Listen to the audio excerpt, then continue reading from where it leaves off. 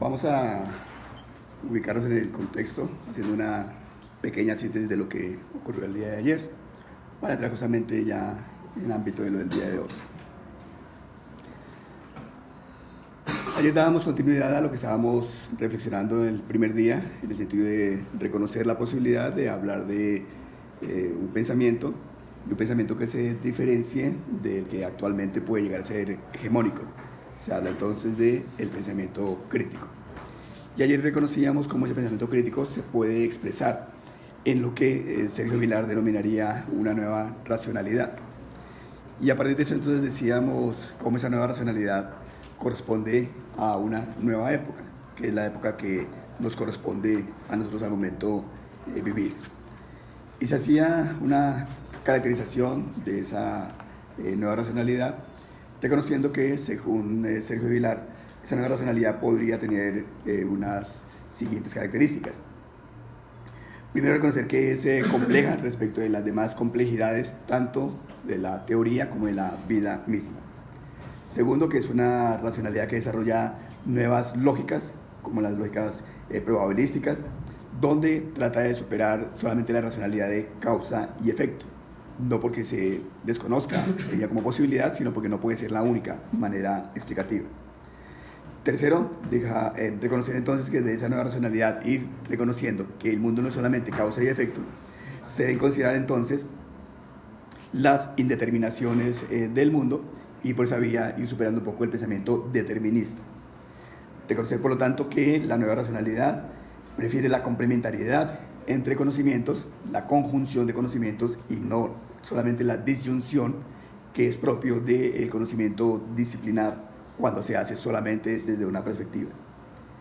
Por lo tanto, la nueva racionalidad asume esa tensión entre análisis y síntesis, superando solamente la perspectiva analítica que a veces se asume en algunos procesos de indagación.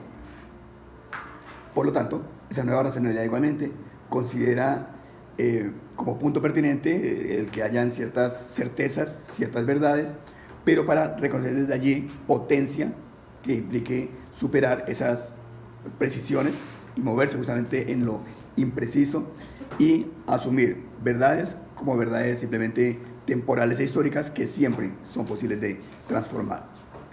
Por lo tanto, una nueva característica de la nueva racionalidad es que esta es reticular, que es compartida, que es diversa y que permite entonces, por lo tanto, el despliegue de la imaginación y la inventiva por parte de quien razona, en el caso particular nuestro, de los investigadores. Esta nueva racionalidad, por lo tanto, nos debe enseñar y formar en el ámbito de la libertad, de la creatividad, no solamente en el ámbito educativo, sino en general en todos los ámbitos de la vida. De allí entonces que esta racionalidad, que es propia de la sociedad postindustrial, debe ayudar no a obstaculizar procesos, sino a dinamizar esos procesos. De allí entonces aparece un interrogante, y el interrogante es cómo cambiar esa manera de razonar heredada, es decir, quién es el reformador de la reforma del pensamiento. Y eso lo dejamos como inquietud para reflexionarlo.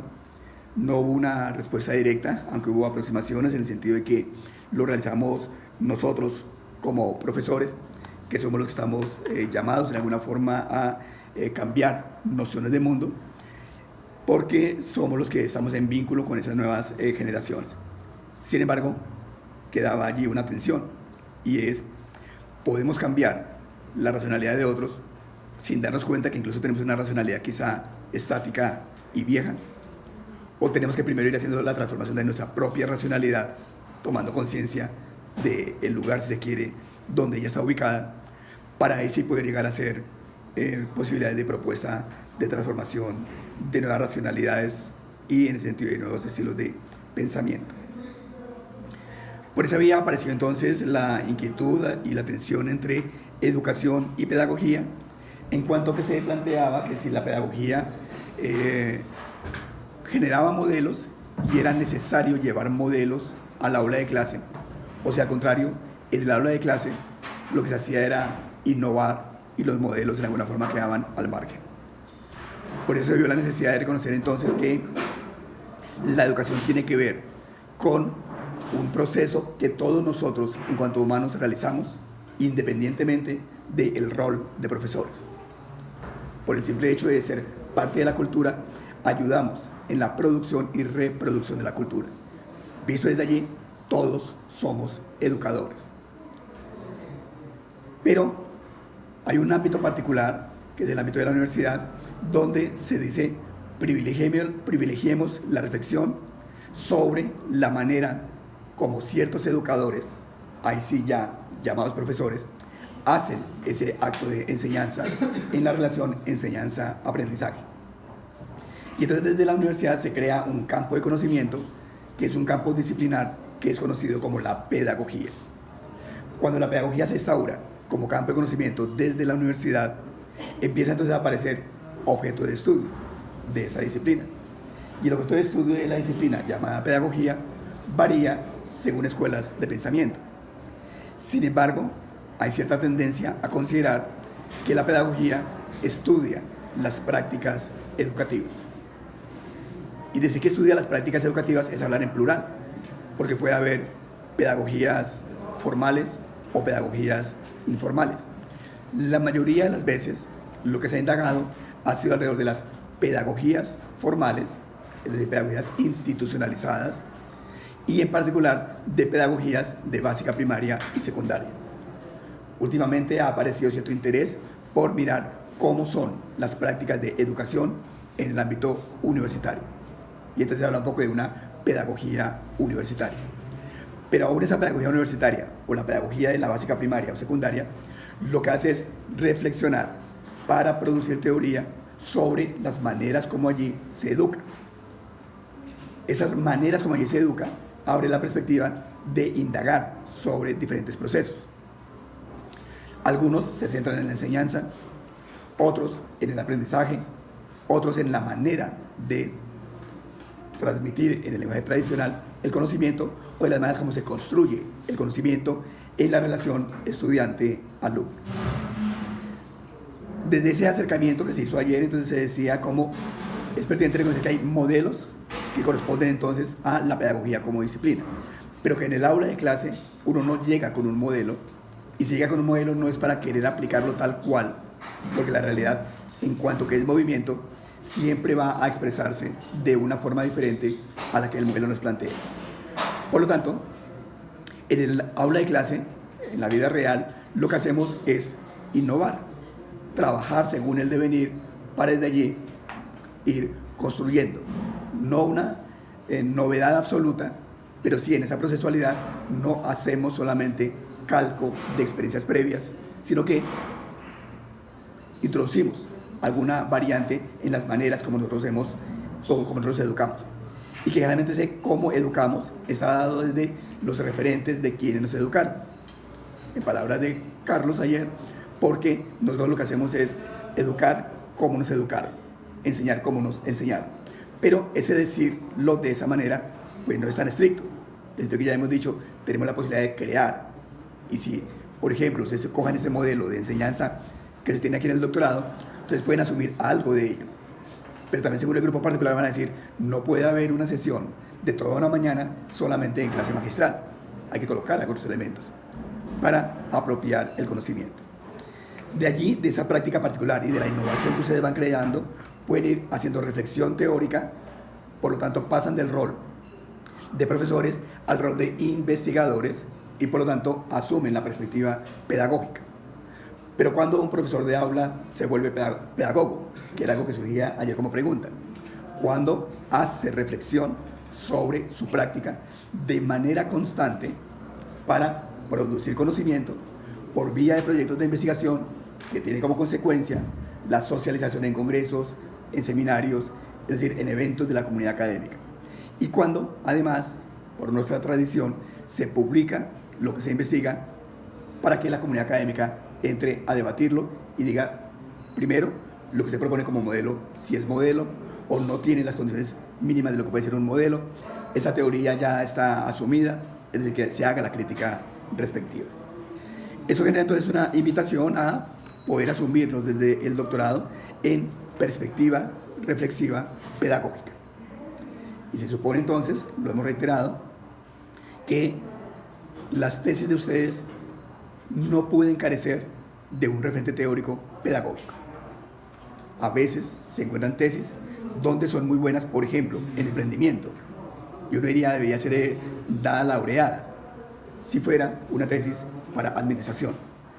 Pero como es una tesis para un doctorado en educación, si carece de referentes educativos o carece de referentes pedagógicos, casi que uno diría, incluso no es una tesis de doctorado de educación, porque le falta lo fundamental, la disciplina fundante, que como hemos dicho es la pedagogía en cualquier opción de modelo pedagógico que quiera llegar a asumir o que quiera llegar a proponer como elemento de su propia práctica.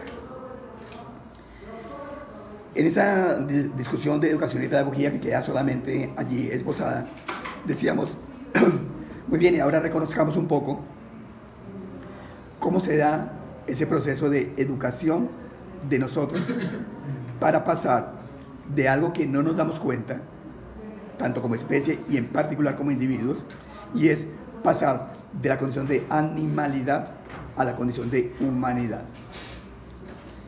Y eso que ha aparecido así solamente como enunciado, tenemos que trabajarlo en el sentido de reconocer que nosotros, antes de meternos en el proceso educativo o antes de que nos metan en un proceso educativo, somos animalidad. Pero que es la acción educativa la que nos va volviendo humanos en la condición cultural en la que estemos, que tenga como noción de lo humano. Y por entonces decimos, si esa condición de lo humano es importante, tiene a la base una condición biológica. Y asumimos entonces una perspectiva donde decimos lo biológico lo asumimos como un sistema vivo. Y al asumirlo como un sistema vivo, entonces decimos, tenemos que incorporar allí teorías de la teoría de sistemas, porque es sistema vivo. Y en particular decimos, entonces nos asumimos como sistema abierto. Y que una característica principal del sistema abierto es que es generativo y por lo tanto es autopoyético, es decir, se autoproduce. Eso permite entonces tener una mirada esperanzadora frente a cualquier proceso de educación, porque quiere decir que nunca la vida va a ser estática, sino que siempre nosotros, por la autopoiesis, tenemos la posibilidad de autoconstituirnos, pero también autoconstituir lo que nos rodea, los grupos en los cuales estamos y nos vinculamos. En últimas, la institucionalidad, si bien es cierto, nos es dada, no nos es dada de una vez y para siempre, sino que nos es dada como condición de nacimiento, pero ahí nosotros la vamos entonces transformando. Esa condición biológica se da en dos dimensiones, repito, de la cual a veces no somos tan conscientes. Una, la condición como especie, para reconocer entonces que somos un producto de una especie que se ha ido reproduciendo, pero que nos permite reconocer justamente esa condición filogenética. Filogenética es de especie. Y que además de esa condición filogenética, nosotros en particular, como individuos, realizamos un proceso de desarrollo desde la condición biológica, que es lo que se conoce como el proceso ontogenético. Lo ontogenético tiene que ver con nuestro desarrollo como ser.